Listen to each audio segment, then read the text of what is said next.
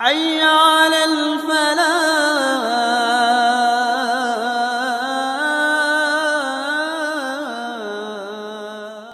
بسم اللہ الرحمن الرحیم۔ اللہ کی کتابوں کے حوالے سے ہم کو کیا ذہن رکھنا چاہیے، کیا عقیدہ رکھنا چاہیے؟ اللہ کی کتابیں کتنی ہیں؟ اللہ تعالیٰ نے چھوٹی بڑی بہت سی کتابیں کئی پیغمبروں پہ نازل فرمائی۔ بڑی کتابوں کو کتاب اور چھوٹی کو صحیفہ کہا جاتا ہے۔ 4 کتابیں مشہور ہیں۔ 4 مشہور آسمانی کتابیں کون سی ہیں اور کس کس پیغمبر پر نازل ہوئی ہیں؟ نمبر 1 تورات، جو حضرت موسیٰ علیہ السلام پر نازل ہوئی۔ زبور، جو حضرت داؤد علیہ السلام پر نازل ہوئی۔ انجیل، جو حضرت عیسیٰ علیہ السلام پر نازل ہوئی۔ قرآن پاک، جو ہمارے پیغمبر حضرت محمد مصطفیٰ صلی اللہ علیہ وسلم پر نازل ہوا۔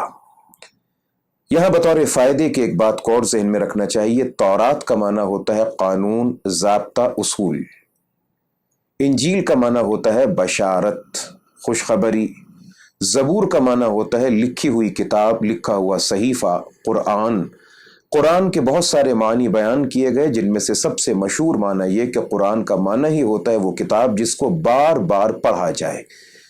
جتنی مرتبہ پڑھا جائے ایک نئی لذت محسوس ہو، اس کے اندر کسی قسم کی کوئی اکتاہٹ اور کوتاہی محسوس نہ ہو۔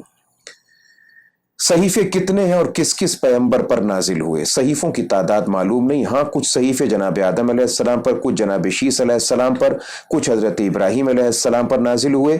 ان کے علاوہ اور بھی صحیفے ہیں جو بعض اور پیغمبروں پر نازل ہوئے ہیں۔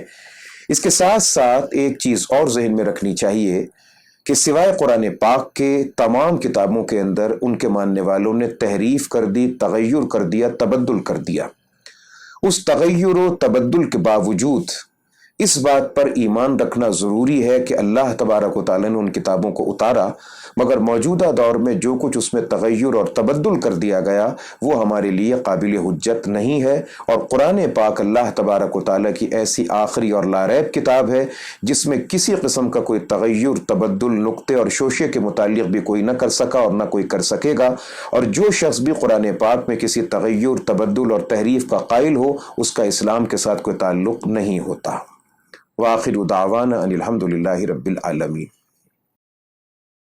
حي على الفلاح.